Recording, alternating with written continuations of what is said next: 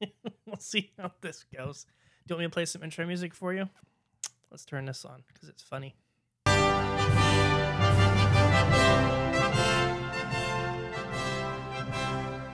Hello. Howdy. My name's John. I'm Bill. Yeah, that's my dad, Bill. Still his dad. Yep, there we go. So, anyway, I turned that music on. That wasn't done right. We can try it again. Let me see something here. Let me just try this for a second.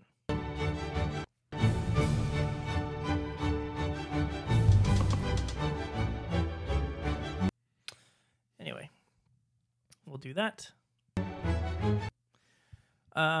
If you want to put stupid crap in here, like, you can, but it's cheesy. So, anyway, I will turn that on later. We are going to be watching this video, which is the 1988 ferry move of the stupidest engine on the world because everybody loves it too much. They kind of worship it. I don't know. Which is just what you did when you were a kid. Well, but I don't now, so I know better. Every time you saw steam from anything, you thought it was the 611. Well, that's fine. That's because I was a kid and then I grew up. So, anyway, this is the edited version I did of your video. So, there's some parts that are kind of boring, but we can skip ahead. But first off, I'm curious, why did you drive to Cordele? Cordele, Georgia? Yeah. Yeah. Why did you pick that spot first? Because that was far enough up. I didn't go any farther because I would have had to go all the way to Macon almost. Yeah. So I went to Cordele because that was where the train was going to come. Yeah. The whistle sounds like garbage. But you didn't go any farther. Do you remember what time you left in the morning? All I remember is dark. Because it was November. Yeah. Yeah. And I don't know how long it took us to get there, but these things are real excursions. Yeah. You have to get up early. You have to be sure you have everything you need with you, and you have to get on the road and get going. And it helps to have a scanner so you can hear where the train is. How did you know where the train was going to be? Because I know that there was no Google back then. So how did you research? No, there was no Google, and there was no scan. I didn't have a scanner back then, but I did have DeLorme's Gazetter for Georgia, so I knew where the tracks were. It's a very detailed map. And I looked to see what was accessible from the road and, what was worth going up for. And this was the best compromise. I would like to have gone up farther and chased it all the way from Macon, but I didn't. And also on the way, somebody had given me the dispatcher's phone number in Cordele to check on the train. So I called that number and found out how delayed it was. Yeah. So we decided not to go any farther up because of access to restrooms and whatnot up in that part of the country. So would you ever go up and scout locations before the train was running to find stuff if you had like a day off, or did you just kind of wing it like we did a couple weeks ago? Well, this one, I had started it in 1985 as the first excursion that I was involved in. And I talked to some of the other North Florida chapter folks and asked them, where they had been and where they thought the good spots were. And only a few of them were interested in going up there, most of them probably because they had jobs and couldn't get off to go scouting. But one of the other chapter members was a railroad photographer, and he had been up there. He actually shot some official photos and videos for CSX and Norfolk Southern. So, he had some contacts, and he's the one that gave me the dispatcher's phone number. So this is in 1988. This engine had come down a few times. I think the first year was like maybe 84 or 85. 85, I think, was the first year. I think in 84 it was a 4501 Okay. when it was still green. Yeah. And the 750 was in that time too. 750 was the year before. I have a book there that has all the dates of the excursions. The week before, they were, I think, somewhere in South Carolina. I don't know if they were in Columbia or someplace, but then they went, I guess you said, to Macon, and then they went south. Yeah, they went to Macon, and that's where they serviced the locomotive, and the train came down from Macon. So Yeah. I don't know where it had been the week before. Not in 88 anyway. Yeah. Yeah, that book, it says all that stuff. But so you get up early. Did Mom make breakfast, or did you just stop someplace? I stopped someplace. Do you remember where? Probably a McDonald's. Something quick. Were there as many McDonald's back then as there are now? This was off the interstate, so they were a little scarcer than they are today. There's one on every third corner now, just like Starbucks. But back then, there were not as many of them. But I knew where they were from having, well, we didn't ride the excursion up that far because that was beyond Valdosta. And between Jacksonville and Valdosta, there's really nothing. You got Crawford. There's nothing in Crawford but a junction with the CSX. Yeah. And an overpass that I don't think the overpass exists anymore, or something's different there. I think it's a 4-lane overpass. It's a 4-lane overpass, yeah. And in 1 year, it might have been 87 when the 1218 was there, somebody fell off the overpass. And so the following years, they did not let anybody get on that overpass to shoot video because, of course, it's right over the track. Right. They didn't die, but they were seriously injured, and it held the train up for a while. Yeah, when I was trying to research all these places, that water tower is still there. So I was able to figure out. Plus, Sycamore, all these trees are still there. A lot of these sightings are gone, though. And when I was trying to research the locations for where you got these shots, first thing I figured out was that as a kid, I was really confused because I remember watching how you would edit all these videos together. And I'm like, how did you pace the train so far? Because one year, like in, I think 2003, I drove off the interstate from Valdosta, and I kind of drove along the tracks just to see, you know, what stuff looked like because it had been a long time.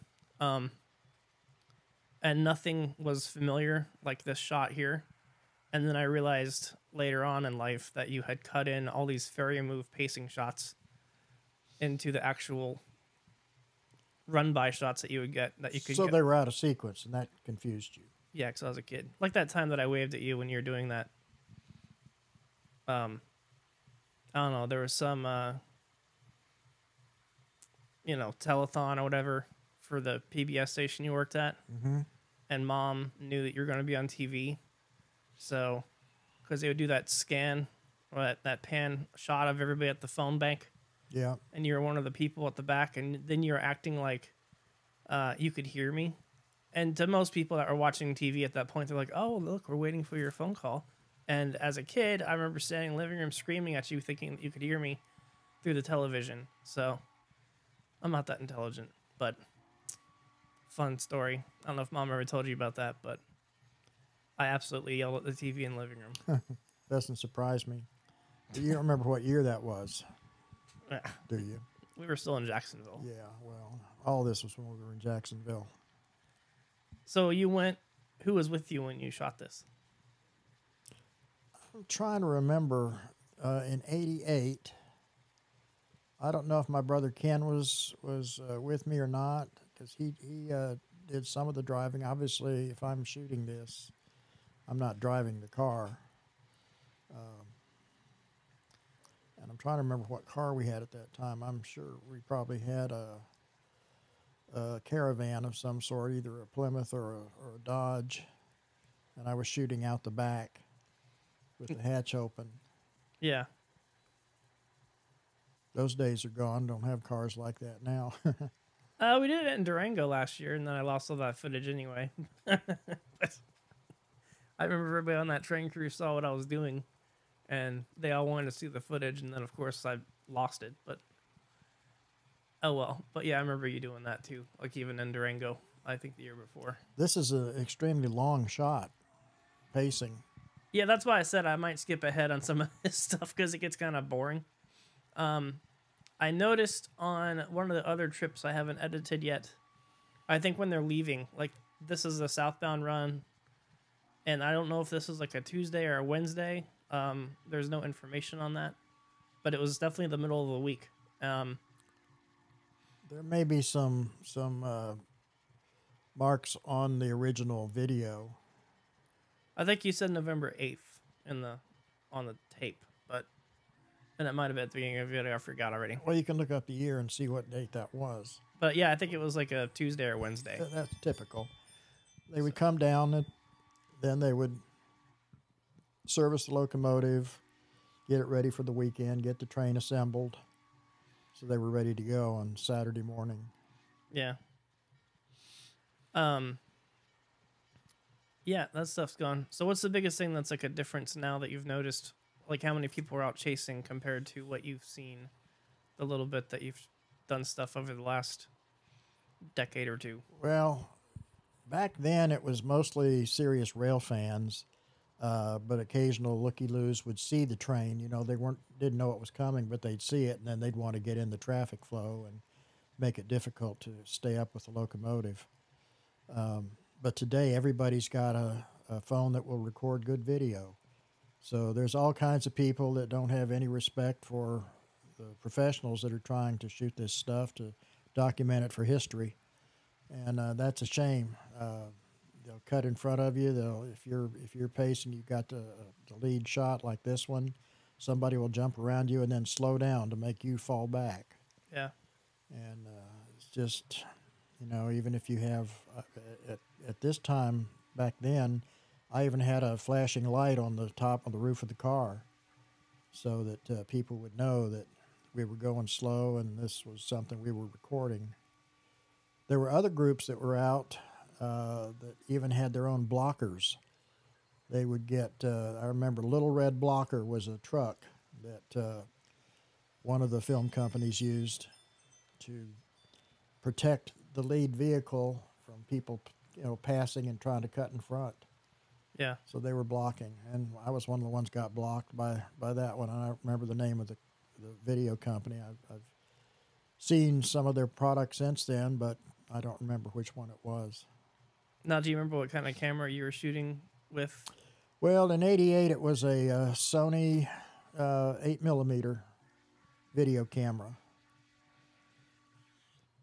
And how long would the battery last?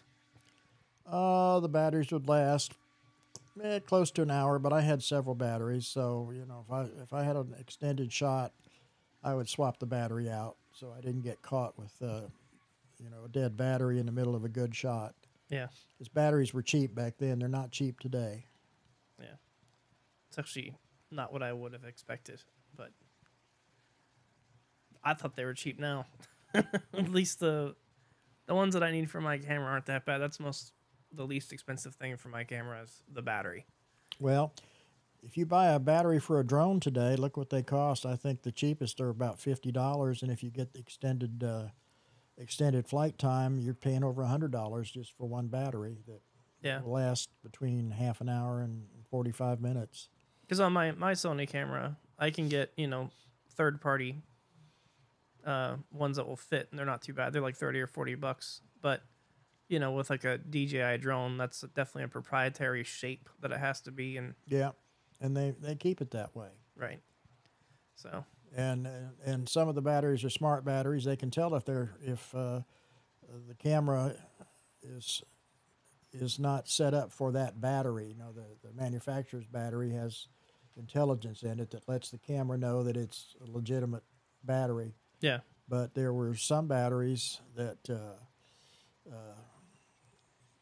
common names at the time. I think I got a Magnavox battery was one of them I got, and it worked okay. but it didn't last as long. I mean, it didn't have as long a service life. It slowly started decreasing in capacity. So here's the question I have, because I haven't pushed it on YouTube yet, but this is 1988. I wanted to put this one up first because I think it's less interesting than previous years because more and more people had cameras by this point. Yeah. Also, the whistle sounds like crap, so I, wanted to get this one over with and just put it on so that way people can watch it. The one thing I've noticed, though, is that in 1985, whenever I get to that one, I thought that the camera, like the colors and stuff, looked better. Was that a different camera? 85 might have been the first generation of the Sony camera, because I did get a later version. And I ultimately wound up with a digital 8, but I didn't shoot any railroad stuff with that. Yeah. And I don't even know where that camera is now. I didn't get rid of it, but it's nowhere to be found. It's in Orlando somewhere. Probably. But I probably still have the tapes, but no way to play them. But that camera, the earlier one you had, it did that streaking thing with the headlight, where Yeah. this one doesn't seem to do that. That's a vertical overload in the CCU in the imager. Yeah. Now, when you would shoot this stuff, you got commercials on TV for it to advertise it? Yes. How did you do that?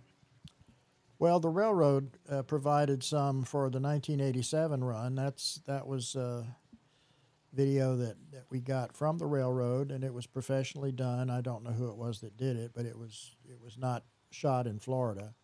It was shot possibly in Virginia or Kentucky somewhere. There were mountains in it, and so we used that for the promo in 1987. But prior to that, I had used some footage.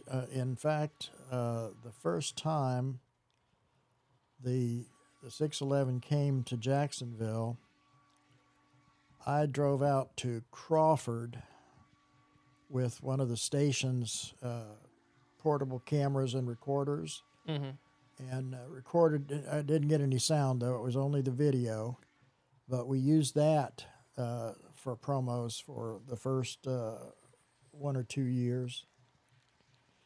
And later, and also it got to be used on a local educational show called Homework Express. And it had the 611 come steaming by on a curve, running past the camera. Yeah.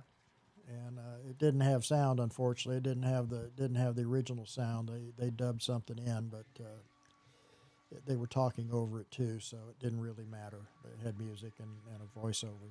Like we're talking over this now. Yeah. We should really be respecting that whistle. It sounds so good.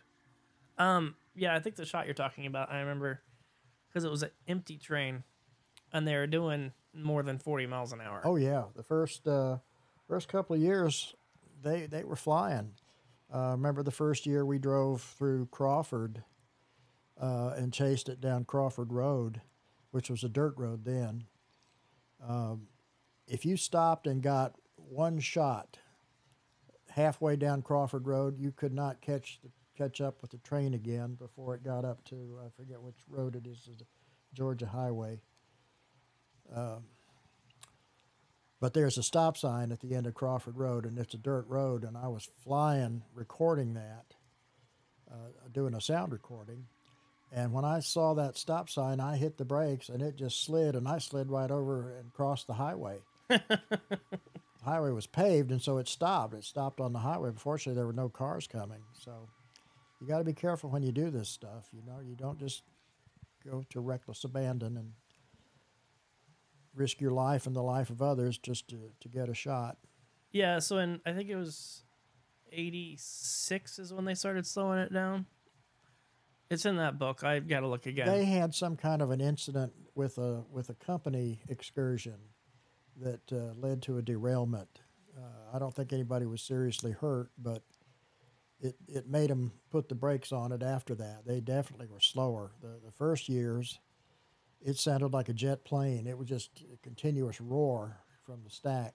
Yeah. In later years, you could count the beats. Yeah, they're only going 40 here. And I also noticed, too, on the southbound trip, they kept the speed consistent when I eventually post the one where they're going northbound, this is actually an easy spot to find on the map. This is one of the ways I was able to find where you are. Because finding Chula, Georgia, and then it's really hard to do. But the train goes away and there's like some pecan trees or something and it's still there when I got on Google Earth to find all this stuff.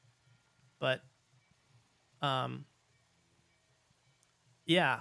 One thing I heard about when that accident happened, and this is just something I heard at like a lunch break table conversation, the railroad had, after abandoning passenger service, a lot of the engineering on the track, they hadn't kept up the elevation and the curves. And this engine's kind of top heavy, so they got nervous about running it as fast as the track speeds were. You know, you think about how diesel engines, a lot of the weight's down on the bottom in the trucks. In the trucks, and even the prime mover is mounted down low on the frame, but the boiler is up. It's actually jacked up off the frame, above the frame. Yeah. And it's full of water. And it's full of water, which is heavy. So, yeah, I don't know. Something interesting. Do you want me to skip ahead? Because we've been watching a pacing shot now for like 15 minutes. Yeah, I'm paced out. Okay. Let me turn that down, and then we'll scooch ahead to wherever we're not pacing it. And there's Tifton. They stopped, I think, in this big field. Yeah, and then they come around a curve and then go under an overpass on the interstate. At I-75. Yep. Yeah. Yeah, I have never seen that shot. I remember you talking about it, but... All right, we'll start here at Lennox, because this is almost over anyway, so...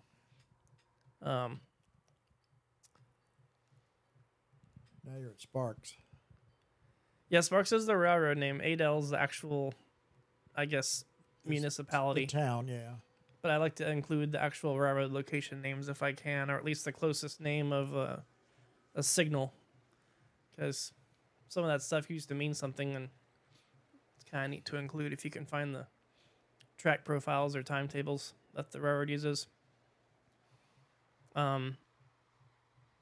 Something that makes it difficult to track down where the train is now when you use Google Earth is A, development, and then B, when they were moving here, there was a ton of farm crossings that are completely wiped out. You would never know that they're there, but they're still blowing for them. So you lose track when you're counting, going down Google Earth or whatever, trying to find why they're blowing the whistle. But yeah, man, that thing. And some crossings have been replaced by overpasses, particularly around Valdosta. Yep. There's an overpass there now that didn't exist back at the time these were running. It might have been completed for the 88 run, because that's the last I shot. Yeah. I think we did 92 or something in Chattanooga, but... And we did that one to Atlanta. We did, yeah, it was 94. That was the NRHS convention. But, yeah, I don't know. It was Atlanta convention, but a lot of the footage was shot around Norcross. Mm-hmm. We chased it up to Rome. Did you recognize that rearview mirror? Oh. I wasn't looking at the rearview mirror. It was an 80s rearview mirror. It's very square. What color was the trim around it? Well, your shirt was red. You had yeah. Well, in Georgia, you kind of have to wear a red shirt because that's part of their colors. Well, yeah. Red and black. I couldn't find that church, whatever it is in the background. You'd think that a lot of the places are still there. Like you'll see like a abandoned gas station. Some of that stuff's still there as of the last time the Google car drove by, which is kind of cool. Makes it kind of fun researching how to put the lower thirds on for the video. Well, you can tell where the train went because it leaves tracks behind it. I need to use that sound effect thing on you. With the rim shot. It's not. It's yeah. Yeah. No, we're not. Yeah. I gotta find some better triggers for that sound better. I gotta record some Jerry Springer episodes so I can get some audience reactions when, the guy comes out and says that he's not been faithful. They always say that. Yeah, and then it's then they start fighting or somebody throws a chair. And the women start pulling each other's hair and pulling clothes off. Right. So there they are. There's some grass. The grass has probably been mown since you shot this. Hey, Hira. Hey. So this is the ferry move. Doesn't look like there's anybody chasing it. Do you remember about what time you got home? It was either dark or close to dark. What did Mom say? She said, I'm never doing this again. Yeah. But she said that after the second one, too, so. Like if she was with you? Yeah. Yeah. I have a picture somewhere where we're chasing the train and her face says it all. I'll have to put that on somewhere. We were chasing the Somerville train. Back when they used to go fast, too, and it was still not to her liking. But, yeah. Well, none of this is really to her liking, but she was tolerant. She was pretty good about it. I'm only paying the price now.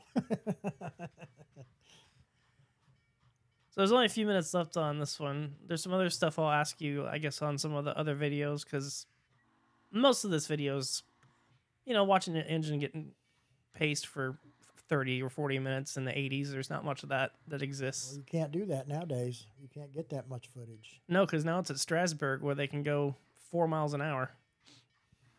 And you can smell cow manure. And still watch an engine get destroyed. Yeah, hopefully they don't marry it with a backhoe like the other one. I'm trying to get to the part where they go south of Valdosta is where it gets more interesting, because I recognize some of the stuff as a kid, and there you zoomed in on that car. Because that was the commissary car, I guess, that was getting loaned out to people. Yep. I think that, what was that, a RPO or something at one point? It might have been, or it might have been a diner. It's got baggage doors on it. I don't know the history on it, but I'm sure you can find the history. Yeah. It was a Burlington Northern when it came to us. Yeah, I think from their business trailer. Green and white. So did people back then... This is coming out of the Valdosta yard headed south. Yeah. How long would it take them if they just did a straight shot to get from Valdosta to Jacksonville? It's about 100 miles, so figure it out. If 40 miles an hour, if they don't have to take the siding for any other revenue trains, which they frequently did. Mm-hmm. Sometimes they would wait for 2 trains, and one time I remember even 3 trains. So you can be stuck in the middle of nowhere for quite a while.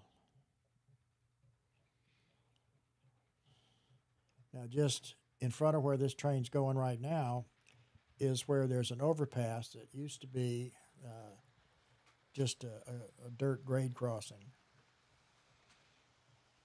Yeah, and I think there's an overpass or something now. Yeah, we might see it if we follow this around, which I'm sure I did.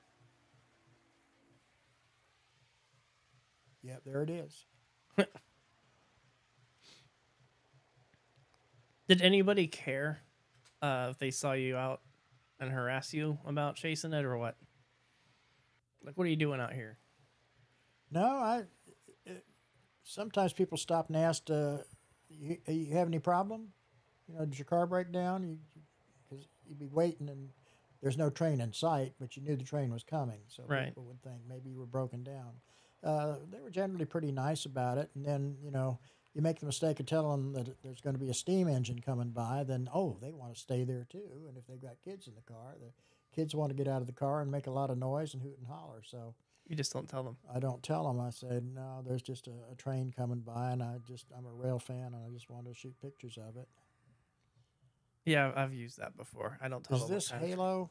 Yeah, that's what it said it was. There used to be a crossing with the CSX. Those tracks have been removed. A couple of times it had to wait for a CSX revenue train. at the crossing. I don't know what line that would have been. It would have been. It was CSX. Well, no, I like the heritage of it being CSX. If it would have been LN or not, if it would have been Central to Georgia? maybe Atlantic Coastline. Could have been. I don't know. Seaboard tended to be closer to the coast, hence the name. Seaboard. Because they merged Seaboard and Atlantic Coastline, but it was originally Seaboard Airline, and they named it that because it meant, going in a straight line, like, the path of a crow or a pigeon or whatever, flying in a straight line from one place to the next. They ever named themselves Seaboard Airline, but I think the Atlantic Coastline. I don't know my history on some of this stuff. Well, they could have called the Norfolk Southern Airline for straight line because that long run to Headlight, Georgia, that was a long straight section. It was like 10 miles. Yeah. 10 or 11 miles. And then it just took a slight turn, and then there was more miles. Well. Oh, you misspelled my name. I did. Yeah. Because I put Bill instead of William. Yeah. Do you want me to change that? No. Because I always put Bill Hillier on it myself. Well, I know. But the other thing, too, is you said that you started Highline Productions before 1987. Do you want me to change the date? Actually started in 1969. When I first shot and edited together Florida's Cross and Sword in St. Augustine at the amphitheater. Mm-hmm. It was a single camera shot with a video recorder, and I pieced all that together. I shot the scenes, individual scenes, and then edited the thing together. And I don't know whatever became of that tape. It went to Florida's Cross and Sword. They hired. I was actually working with Southeast Electronics at the time and used their equipment. But that's when I say I started, because I'd been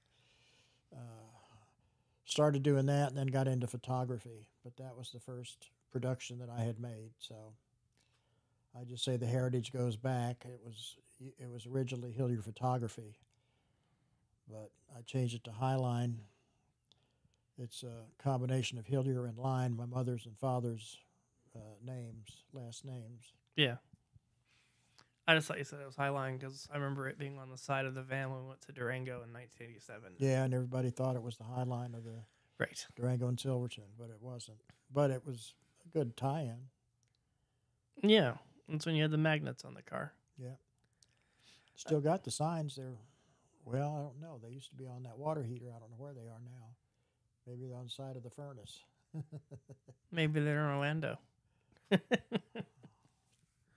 Okay, well, thanks for doing this. I'll do another one when I've got some more interesting footage. I'm trying to do the ones that I think are the least interesting first and then move along. I definitely want to do the one where you had the cab ride those couple different times. But as I do sections, I'll do a little bit of this if you're up for it. But thanks for... Yeah, well, I'm here all week. I know. I know when you... I don't know. If you think of anything, too, to make it more interesting, just tell me. But otherwise, I guess that's that. Get a professional narrator would be probably the best thing you could do. But I'm not one. do you get paid for this? Not yet. Well, then you're not a professional. I haven't changed my voice to sound different than somebody else. A lot of people do that. I know. It always sounds weird. Like what's her face just went to jail or got sentenced for Theranos, whatever. Yeah, I remember the news story. Yeah, she changed her voice all the time. But I did, in 87, I did a stand-up for Channel 12's news on the morning show. Did you see that? No. Oh, well, I have the video of it. I did a stand-up. The reporter that was supposed to get there couldn't get there because the train was blocking the crossing where he needed to get into the yard. Oh, you're talking about like the interview where they're asking about the train and then you did the... I said, yeah, this is a really big one. Yeah. No, yeah, I saw that. It's been a long time. Some of those videos I think wound up burning, but yeah, I remember seeing that before. Okay. So anyway, thanks. I will end this with, I don't know, what kind of music do you want to Dude, we can do British wheel. Yeah, I don't know. That's it. Okay, well, I hope that didn't sound terrible because that was the first time I've ever tried doing that, and that was just a straight run through. So anyway, I'd like to thank my dad for doing that, and I will try to analyze how to make this sound better. So until I edit this next one, which is the footage that you're looking at now, or if you're just listening to it, I will try to figure out how to do this, but I will only get better at it by practice. So there's that.